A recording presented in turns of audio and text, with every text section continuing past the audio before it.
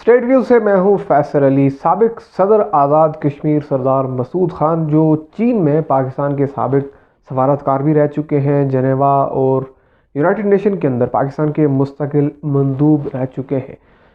America के अंदर इनकी बतौर पाकिस्तानी सफ़ीर तैनाती पर इस वक्त भारत में एक तूफ़ान है। भारतीय मीडिया में लगातार एक ऐसे ख़त को लेकर रिपोर्टिंग हो रही है जिसमें अमरीकी एक लॉ मेकर जो कांग्रेस के हैं, अमरीकी रियासत पेंसिल्वेनिया से इनका ताल्लुक है, स्कॉट पेरी, इन्होंने ख़त लिखा था। तकरीबन 27 दिसंबर इसकी मेंशन डेट है और ये ख़त जो बाइडन को लिखा गया था कि वो शख्स जो पाकिस्तान की जानिब से जिसकी दरख्वास्त दी गई है बतौर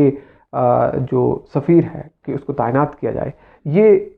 इनके जो ताने बाने हैं, इनके जो ताल्लुकात हैं वो शिद्दतपसंद ग्रुपों के साथ रहे और ये उनकी हमायत करते रहे हैं। इस तमाम मामले को लेकर भारतीय मीडिया के अंदर एक पूरा तूफ़ान है। इसकी डिटेल आपके सामने रखने जा रहे हैं। वो तमाम लोग जो हमारे चैनल पर नए हैं, चैनल को ज़रूर सब्सक्राइब कर लीजिए, वीडियो को लाइक करें और फीडबैक कमेंट सेक्शन में ज़रूर दीजिए। दरअसल मामला जो है ये मिड ऑफ तकरीबन नवंबर का है, जब पाकिस्तान की जानिब से बाकायदा तौर पर सरदार मसूद ख़ान को अमेरिका के अंदर पाकिस्तान का सफ़ीर तैनात करने के लिए एक एप्लीकेशन जो है वो अमेरिकी हुकूमत को दी गई या स्टेट डिपार्टमेंट ने इसकी मंजूरी देनी थी, जो आमतौर पर तकरीबन 4 से 6 हफ्तों के दौरान दी जाती है। लेकिन हुआ कुछ यूँ कि इस तमाम टेन्योर में Indian lobby, Indian propaganda teams जो हैं, जो वाशिंगटन के अंदर भी एक्टिव हैं, उन्होंने एक पूरी मुहिम जुई की और एक ऐसे लॉ मेकर को, कांग्रेस का जो रिपब्लिकन सेनेटर है अमेरिकी कांग्रेस के अंदर, स्कॉट पेरी, उसके ज़रिए से एक लेटर मूव करवाया अमेरिकी कांग्रेस के अंदर, जो पहले ही एक मुतनाज़ा किरदार है। स्कॉट पेरी के बारे में आपको मैं ये ज़रूर बताऊं कि इसने 27 जो दिसंबर है उसको एक लेटर जो बाइडन को लिखा और उसमें जो जिस तरह की इसने बातें की वो मैं आपके सामने रख देता हूँ कि वो क्या बातें हैं। इस वक्त मेरे सामने एक ट्रांसलेशन मौजूद है। इस ट्रांसलेशन में ये लिखा है कि पाकिस्तान की अमेरिका के लिए जो नामजद सफ़ीर है मसूद ख़ान के ख़िलाफ़ वाशिंगटन में एक तो भारतीय लॉबी मुतहर्रिक हुई और इनकी तैनाती के ख़िलाफ़ जो है अमेरिकी रुकन कांग्रेस स्कॉट पेरी का जो बाइडन को एक ख़त, इस ख़त में मसूद ख़ान को जहादी और दहशतगर्द तंजीमों का हमायती करार दिया गया है और इनको नौजवानों को बुरहान वानी की तरफ जहादी बनाने पर उकसाते रहने का इल्ज़ाम लगाया गया इस ख़त के अंदर। और फिर यह भी कहा गया है कि नामजद जो पाकिस्तानी सफ़ीर है अमेरिका के लिए मसूद ख़ान, ये हिज़्बुल मुजाहिदीन के कमांडर्स पर अमेरिकी पाबंदियों के ख़िलाफ़ जो है वो अमेरिका को तनकीद का निशाना बनाते रहे हैं। स्कॉट पेरी ने इस ख़त में ये भी लिखा है। फिर इस ख़त में ये भी मौजूद है कि मसूद ख़ान जो है वाशिंगटन में इनकी तैनाती जो है उससे ये ज़ाहिर होगा कि पाकिस्तान ख़ुद एक क्योंकि जहादी रियासत है और इस तमाम मामले में मसूद ख़ान की तैनाती का अमल रोक दिया जाए, क्योंकि ये शिद्दतपसंद तंजीमों के हामी रहे हैं, बुरहान वानी के हवाले से नौजवानों को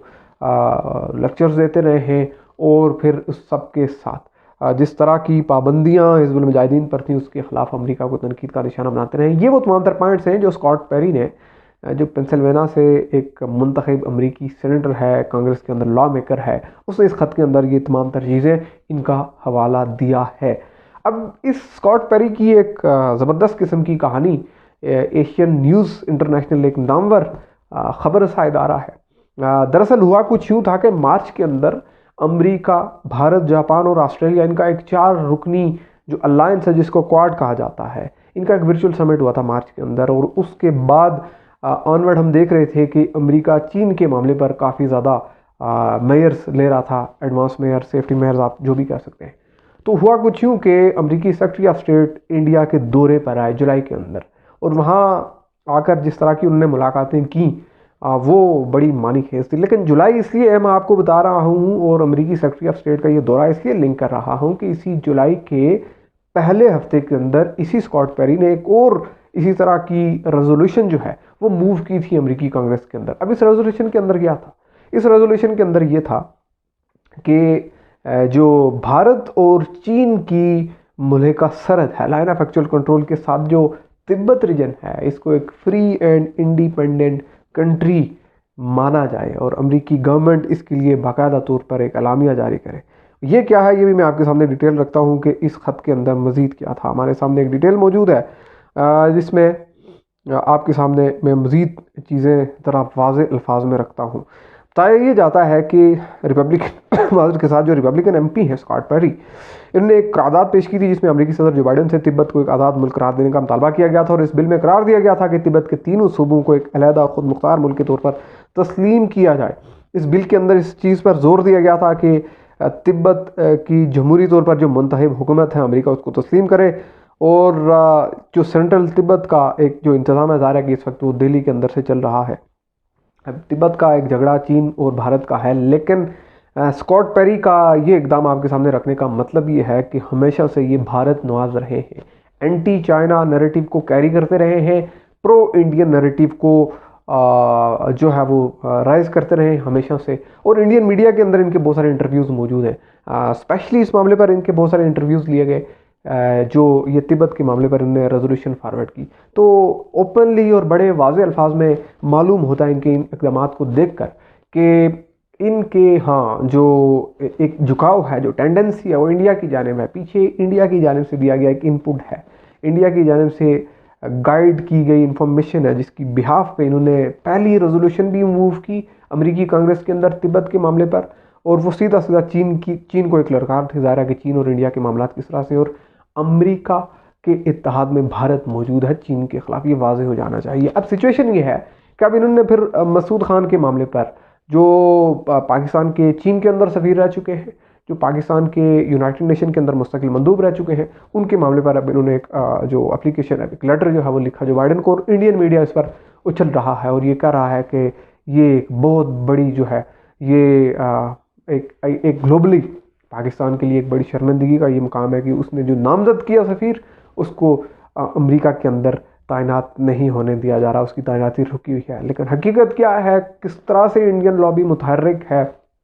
किस तरह से स्कॉट पेरी का कंधा इस्तेमाल किया जा रहा है, ये मैं आपके सामने रख चुका हूँ। डिटेल्स आप देख सकते हैं ANI न्यूज़ के ऊपर, ये तमाम तरह डिटेल अभी भी मौजूद है। इस सब के साथ जो secretary of state Antony Blinken जब जुलाई के अंदर इंडिया आए थे तो तकरीबन वो इक़दाम उन्होंने किए थे, तकरीबन उसी तरह की चीज़ें की थी, क्योंकि इन्हें जिस तरह की डायरेक्शन दी जाती है। अब जुलाई के आगाज़ पर ये रेजोल्यूशन मूव की गई कांग्रेस के अंदर के तिब्बत को एक अलग रीजन करार दिया जाए। इसी जुलाई के मिड में जब ये आते हैं इंडिया में तो तिब्बत रीजन के अहम तरीन रहनुमाओं से ये मुलाकातें करते हैं इंडिया के अंदर, जिसमें तिब्बत के नामवर मजहबी पेशवा जो दलाई लामा हैं उनके तर्जमान भी मौजूद होते हैं, उनके साबिक तर्जमान